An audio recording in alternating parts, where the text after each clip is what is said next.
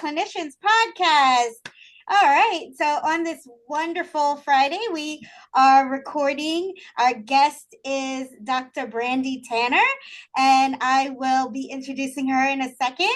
As always, I am Dr. Deborah Dantzler, owner of 3D Psychotherapy and Geeky Clinicians, and I'm Chief Geek here.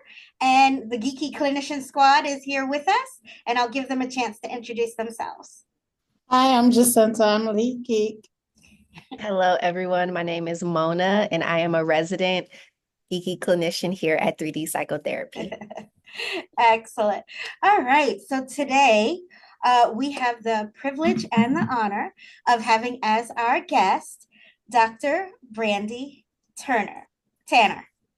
And Dr. Brandi Tanner is on a mission to help students with disabilities get access to accommodations and services they need to grow and excel. Yay. She started her career as a special education teacher and later worked as a school psychologist. She then went into private practice as a psychologist. Dr. Brandi has participated in hundreds of IEP meetings and has experienced the IEP process in multiple roles, including teacher, school psychologist, private psychologist, advocate, and family member. She uses her experience and expertise to foster working relationships between parents and schools to support students with disabilities. Her commitment is deeply personal and has been since high school, when she advocated alongside her parents to ensure her brother with autism had access to appropriate services. Those experiences drove her career path, and they're why she's so deeply invested in her clients' outcomes. Right? Through her company, Your IEP Source, Dr. Brandi provides resources and educational programs for parents to learn about the IEP and 504 process.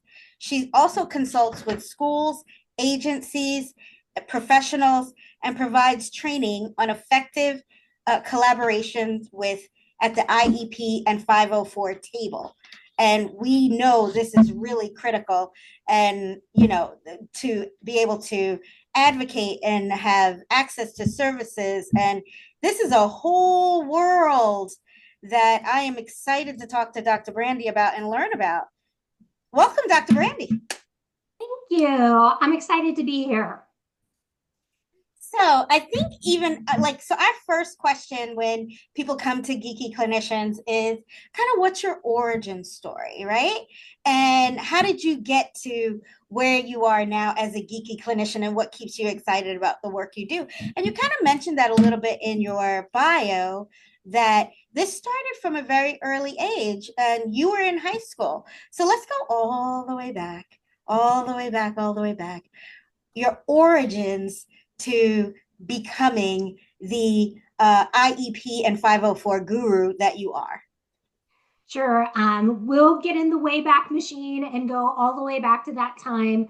As you mentioned when you read the information in my bio, I have been advocating ever since I was young to help my family get the appropriate services in place for my brother who has autism. So when I was really young, it started out as I would just notice every spring when it was time for the IEP meeting, my mom would be really frustrated about the whole situation. I became directly involved when I was in high school, and it was kind of a weird turn of events how it all happened. I worked on the school yearbook, and one of my jobs was to make a yearbook page for each of the clubs. So one of the other yearbook staffers said, that club that is OWA, the occupational work adjustment, that's actually not really a club. They ought to call that out walking around, because that was the class for lower functioning students that got special education services. While to that person, it seemed like a joke, I was like, wait a minute, this is not a joke, because I realized that my brother was probably going to be tracked into that class. He was a couple of years younger than me and would be coming up through our school later on.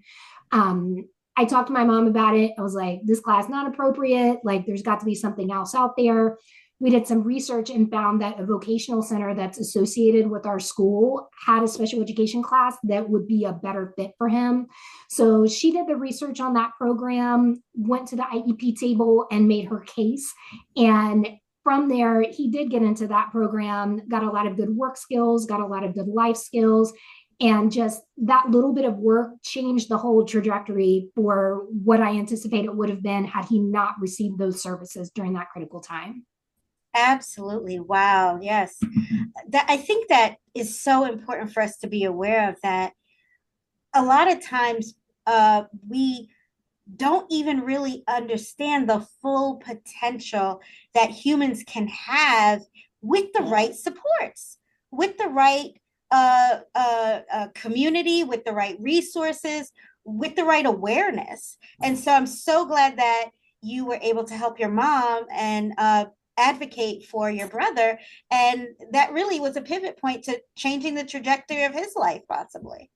Exactly. And, I kind of stopped that story at the point of, in high school, he got the appropriate services, but from being in that class in high school, he was assigned to a job training program at a restaurant, and they loved him so much they hired him at that restaurant, and he has been working there for over 20 years. Oh, So wow. the impact has continued. It completely changed his whole trajectory and our whole family as well, because he's been able to do so much on his own that he may not have been able to do had he not got those services.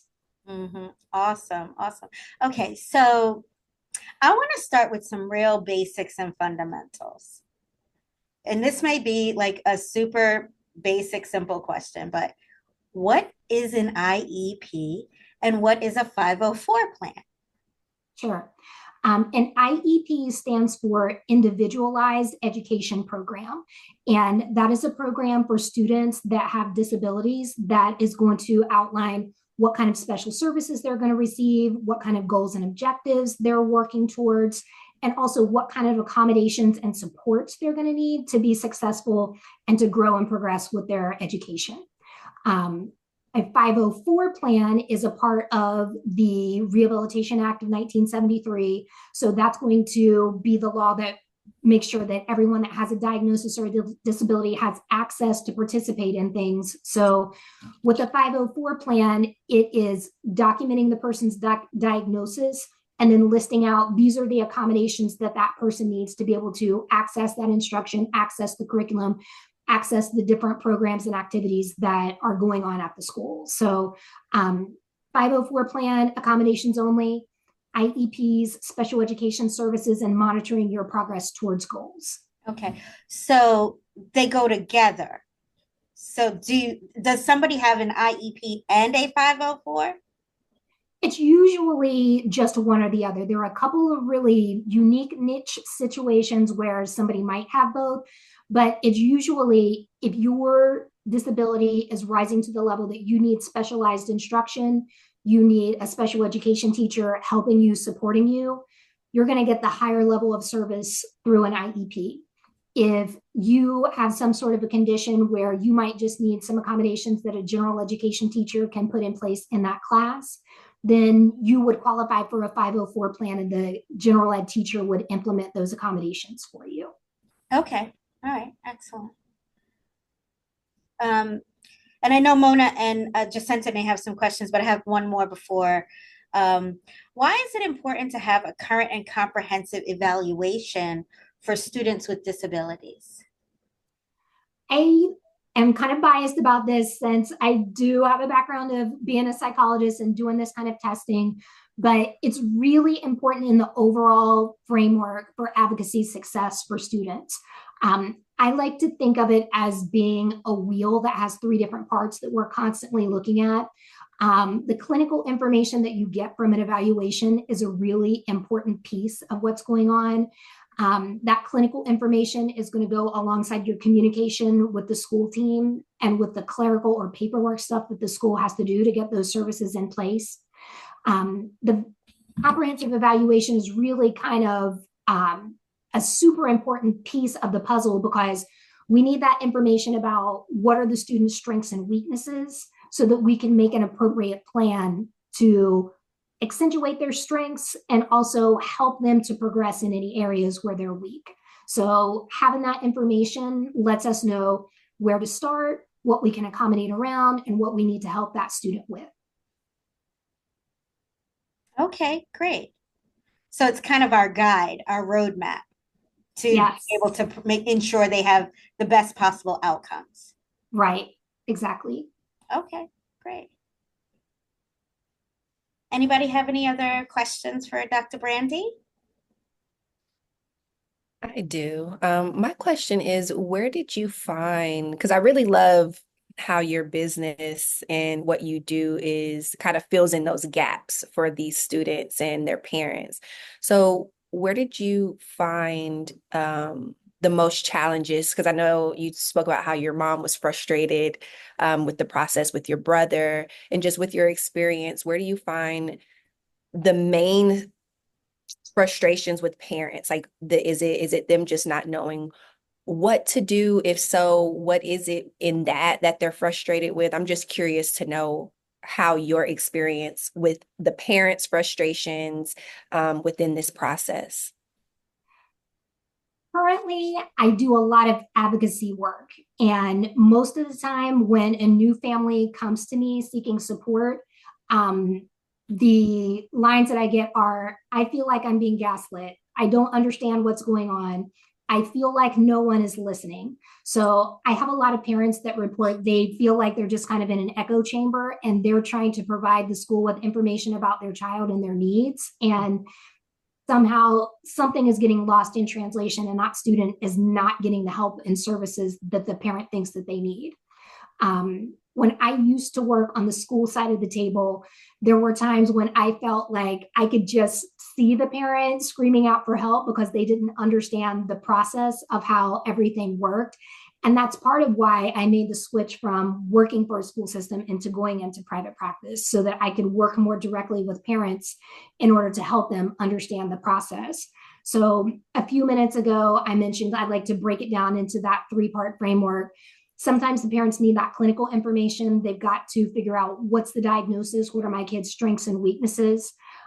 With their communication, I talk to them about what are some ways that you can approach the school people to get them to understand your child's needs a little bit better. And then another piece of it is, because it's the government, there is red tape. There's a lot of paperwork that goes along with special education. It's whole sea of alphabet soup and all kind of acronyms and things like that. So a lot of what I do is educating parents about, these are the rules, procedures that the school has to follow in order to get your child these services. This is the paperwork they have to complete to get those services documented and in place.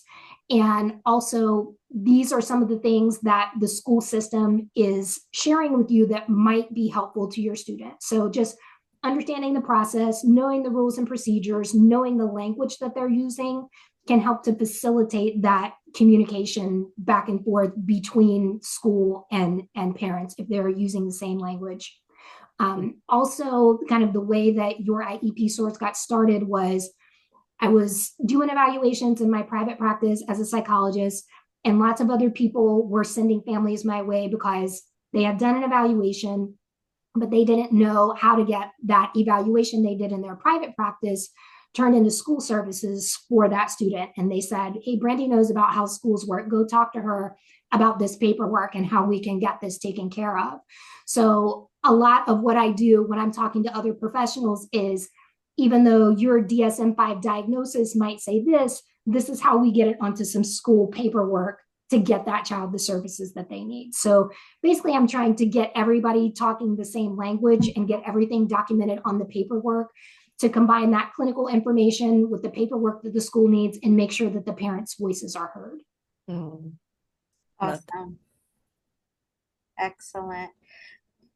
Just another clarifying question. So what are the differences between accommodations, modifications, and interventions as it relates to IEPs and 504s? Sure.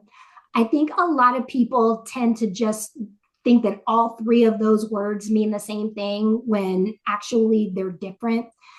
A lot of people's go-to is what kind of accommodations can we put in place? Accommodations are good because they're going to level the playing field and make things a little bit easier for that student.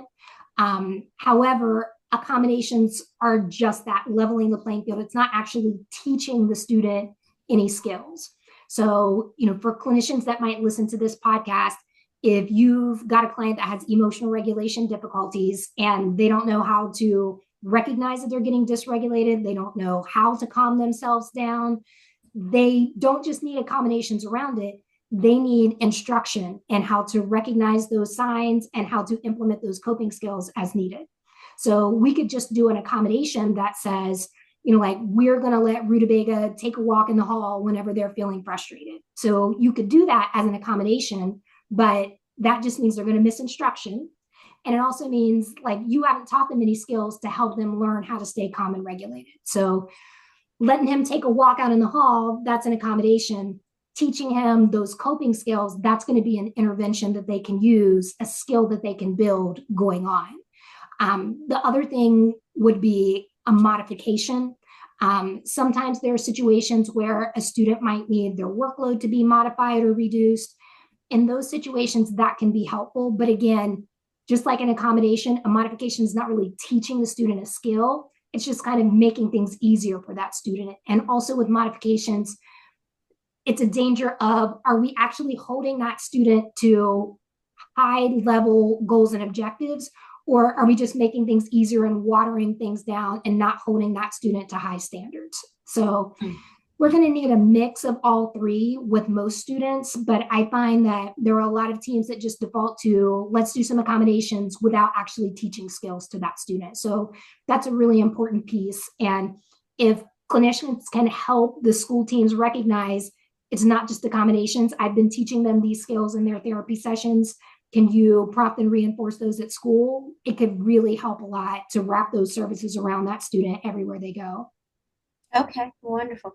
So here at 3D Psychotherapy, we work with adults that are insecure overachievers. So a lot of our clients, as we're like talking about this topic, our clients are either going to be the parents of children who would require this kind of support. But we also work with a lot of emerging adults. So a lot of freshmen in college.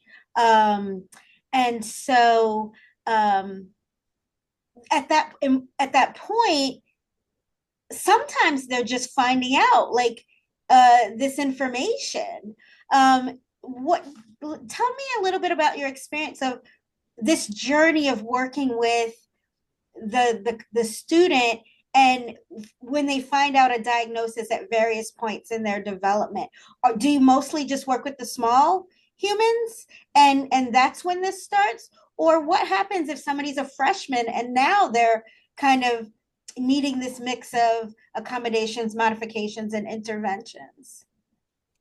In my evaluation work, I have worked with kids from all age ranges, going down to preschool, all the way up to I'm a high school senior and I'm going to college next year. So of course, the earlier that we find out something is going on and we put some interventions in place to help them learn skills at a younger age, that's always better.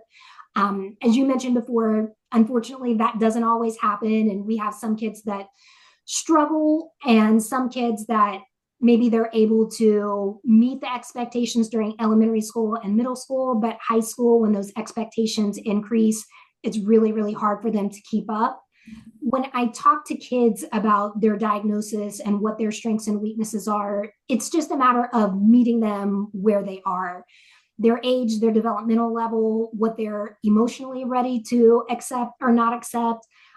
What I find a lot of times with my high school clients is they've recognized for some time that certain things are hard for them, that they have some difficulties that other kids don't have, and they really would like to understand why and what they can do about it. So in those circumstances, it's kind of a matter of validating, yes, we see that you have these strengths, you're working really well in these areas, but we've also recognized that these are some things that are harder for you. Here's what we can do to help you. Here's what you can do to advocate for yourself, also to learn how to ask for accommodations if you need them, ask for help if you need it. So again, depending upon the person's age, developmental level, where they are in the acceptance cycle, all of that type of thing, educating them about this is what's going on, this is what's available to you, here's how to ask for it and advocate for yourself so that your needs are met. Okay, excellent. Does anybody else have any questions for Dr. Brandi? Yeah, I'm wondering, Dr. Brandi, is this service covered by insurance? And if so, what insurances do you accept? I've previously done a lot of psychological evaluations, and with those, unfortunately, insurance companies are not the most friendly when it comes to looking at academic issues. What I've done in those circumstances is sometimes they will cover part of the evaluation, but not all of it. So, for example, if a student comes in and they're having learning difficulties and they're also maybe anxious, depressed, overwhelmed, we suspect they're, maybe autism spectrum or something like that, I can bill part of that evaluation where I'm looking for a medical diagnosis like ADHD, autism, anxiety. We can bill that portion of the assessment to insurance. However, insurance companies are pretty hard line in the sand about if we start doing academic testing, they consider that to be a school issue, not a medical issue, so they don't want to touch that. So in a lot of circumstances, if we think that, any of or all of those things could be going on, we can do a partial bill to the insurance, but not the academic piece. As far as advocacy services, the services where I work directly with families, helping them understand this is the IEP process, this is what they're saying in the school language, those services, that's not a medical service, so insurance doesn't cover those. Okay. So I got one more. When a child is, when it's determined that they need an IEP, how soon should they be looking? Do they start looking as soon as they understand that this is what's needed? Or is there some kind of time lag, or how soon should they look? Yeah, this is one of the most common questions that families come to me for when they're looking for advocacy help. There's what can happen and what should happen versus what often happens in a lot of cases. A lot of families come to me because they've been waiting and waiting, thinking that the school said that they were going to get some help, but they've never moved forward with the official process to do an evaluation and start the services. So I've had families come to me that have been waiting for a full school year or even longer to do that IEP evaluation and get started with services. When I'm working with families, it's a lot of filling in that paperwork piece to help them understand these are the papers that you need to sign to start that process to get it on a timeline. So with those families that suspect that their child has a disability, suspect that their child needs an IEP, there's a process that you can go through to kind of jumpstart the process to make it happen faster without all that waiting.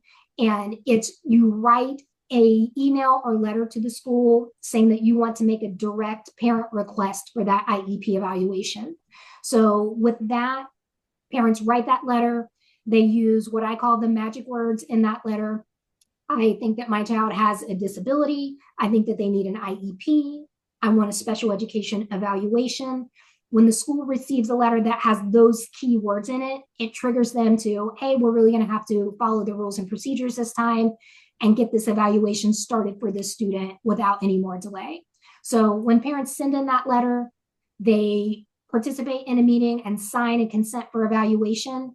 Once that consent is signed, the evaluation needs to take place within 60 days to determine is that student eligible, and if so, get those services started. So when parents suspect that something is going on, I think it's a good idea to go ahead, reach out to the school, tell them you want that evaluation, because if not, You could go months, a whole school year, lose that instructional time, and you can't get third grade back. If that time is gone, you've just missed it, and you're going to be doing a lot of playing catch up, and it's harder the longer that you wait. Yeah. Is it is it important to have a child go in with IEP if they know before school starts? If you're a kindergartner, first grader, is it important to have that letter when you go in? Yes, if you already know that your child has a diagnosis, maybe they were receiving services through Babies Can't Wait or some other early intervention program, or maybe you have them assessed during preschool and you know that they have autism or ADHD or whatever it is, going ahead and sharing that information with the school, starting that process so that they can get the IEP paperwork up and running before the student arrives is very, very helpful. I've helped several families of kindergarten students to get that process started before the student enrolls.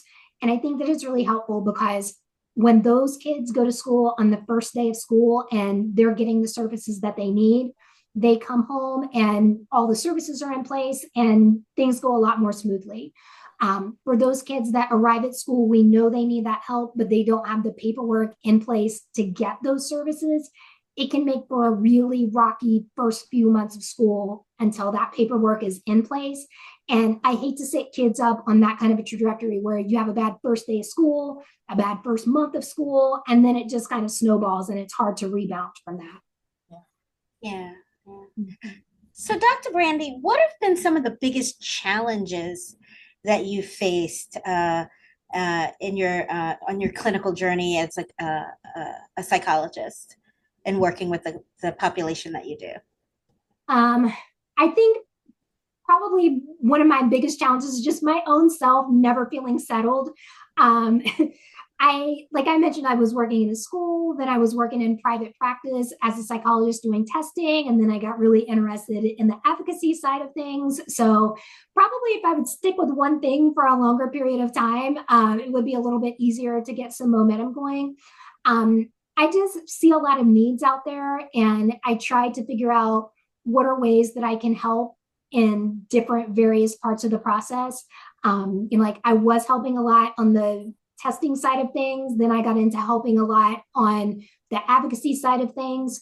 What I've been doing most recently is helping clinicians to understand how they can support their school age clients, and also helping school districts understand how they can set up the process to help families feel more welcomed, help private clinicians feel more welcomed when they come into meetings. So just kind of growing and evolving the whole time. But yeah, probably trying to do too much would be one of my biggest hurdles. Yes, I think we can all relate to that, trying to do too much.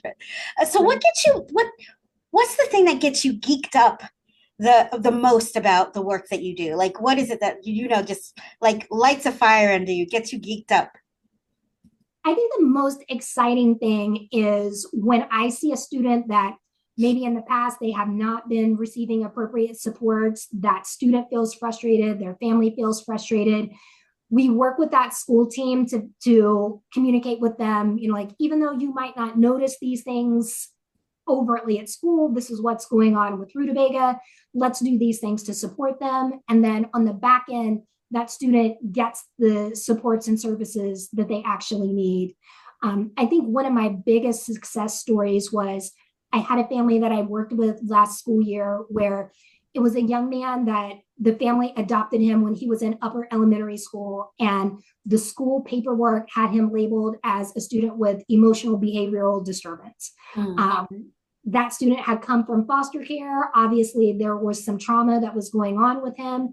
And so those emotional pieces were what was most prominent to that school team at the time. When his family adopted him, they worked with him really closely and realized, hey, like, I don't think this is strictly emotions. I think there's some learning challenges that are going on as well.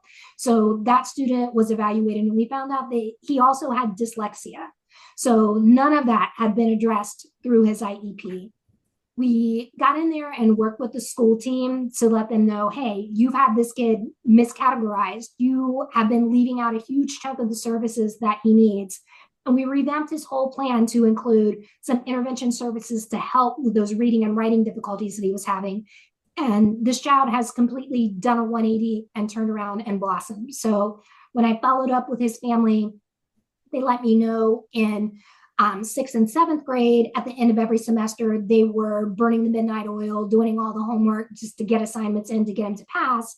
After he got these services in place, he's now successful. They're not doing that end of the semester rush to get grades in, and he's been doing well in all of his classes. So those are the types of things that really get me geeked out. I love helping people to get the services in place that help their child to be successful.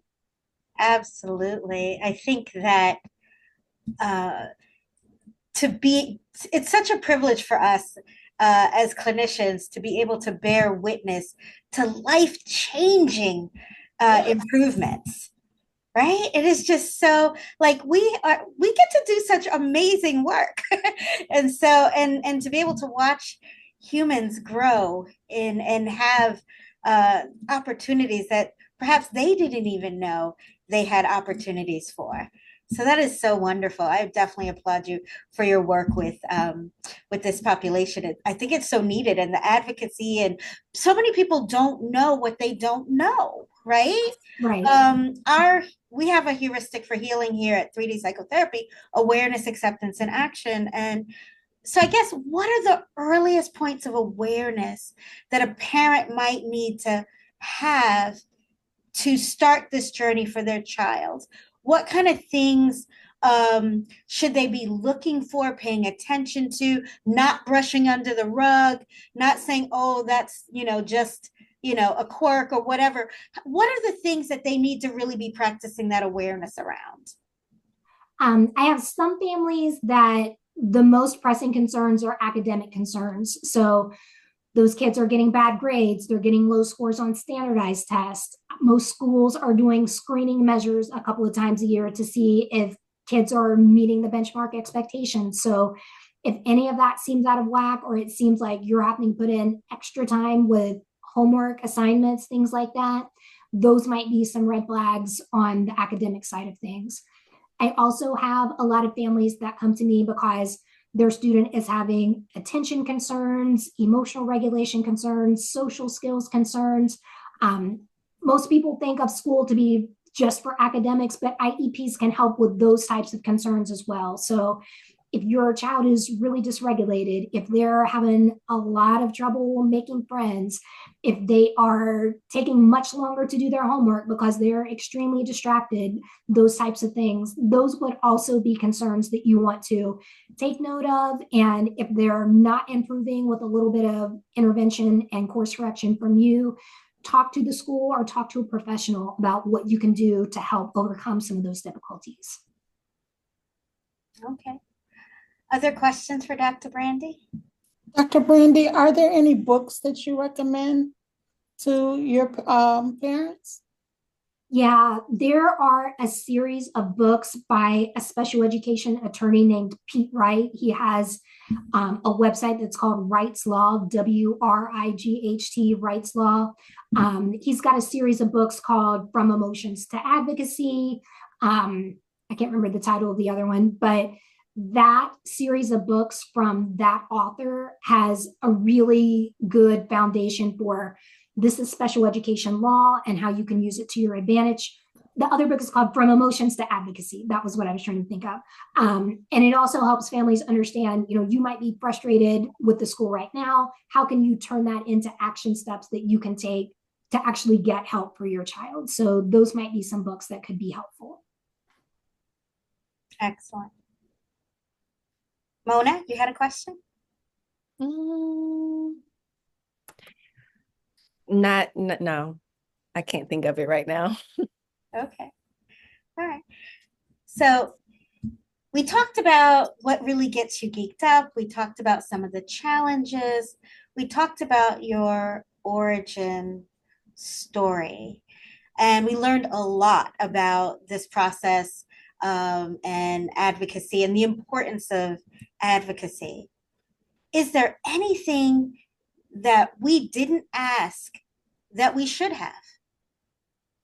The only thing that I can think of is I know that this audience is likely to be other clinicians that want to learn about how they can hone their skills, how they can help their clients better. And like I said, the way that Your IEP Source got started was private clinicians coming to me asking me, how can we communicate with the school? How can we help the school staff understand what our clients need, what we see clinically, so that we can get those services in place in the school setting?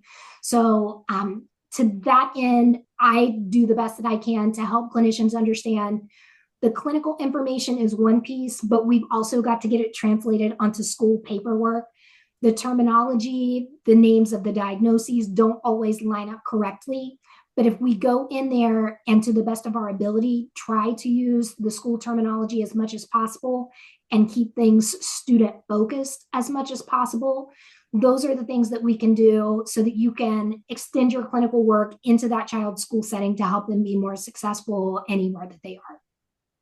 Do you have an example of how we might need to be able to translate some of the language? Yes. One of the most common ones that I deal with is I have a lot of clients that their diagnosis is ADHD. So, we have, like 100+ different diagnoses we can give out of the DSM, but on the school side of things, they've got 13 categories and that's it. So we've got to do a lot of doubling up with our diagnoses and how they fit onto the school paperwork. So if you have a diagnosis of ADHD, there's no ADHD on the school paperwork. The closest thing that it aligns to on the school paperwork is a category called other health impairment.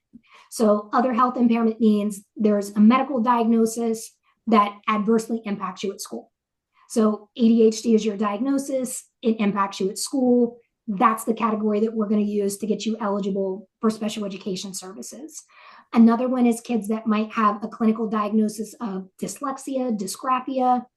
Those are not the names of categories on school paperwork. The closest thing that aligns to is specific learning disability. So even though your clinical diagnosis might have one name, we've got to match it up to the most closely aligned thing that we can choose from out of those school eligibility categories. Okay, excellent. So Dr. Brandi, tell us a little bit about what you've got going on right now. I know you have a great ebook that's available for free, right?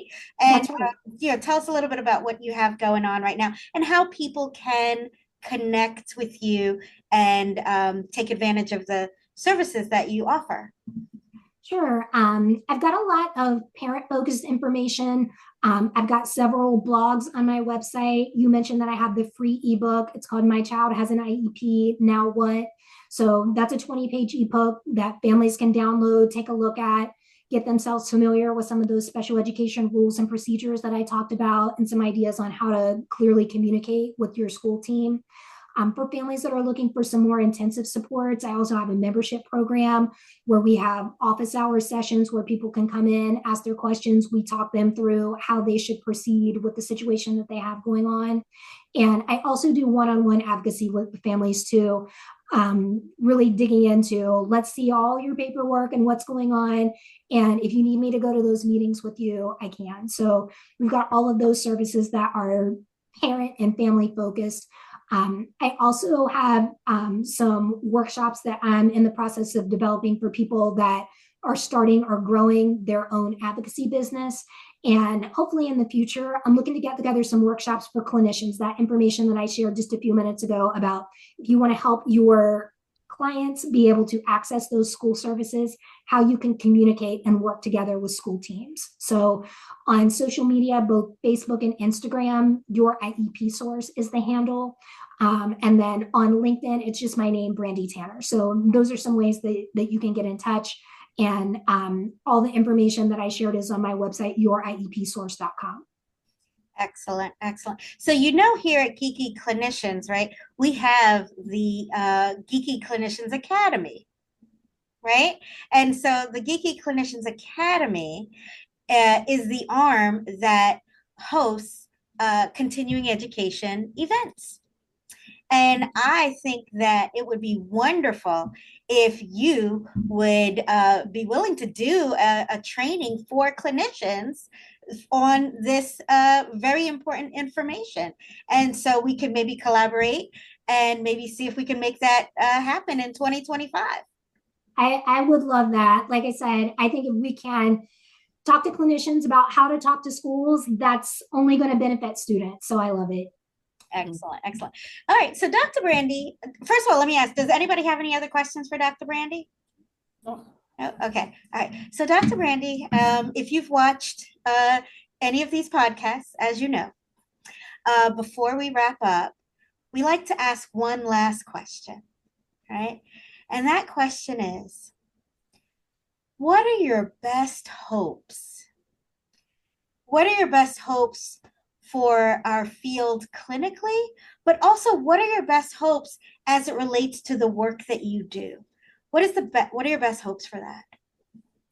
I think kind of taking a step back and looking at multiple frames of things, I think that we're making a lot of progress around awareness for different diagnoses, different learning differences, emotional differences, things like that. I would like for that awareness to move more into acceptance. And as we mentioned before, those individuals being able to advocate for themselves. So, like we're at step one, I want to see us progress into those additional steps going forward as well. Excellent. All right. Well, thank you so much, Dr. Brandi. It has been a pleasure. I've learned so much in this 50 minutes, and we appreciate your time. And hopefully everybody will, reach out to Dr. Brandi who needs that support. Her contact information will be in the show notes. And so everybody, thank you so much. Have a great week. Thank you. Bye. Bye.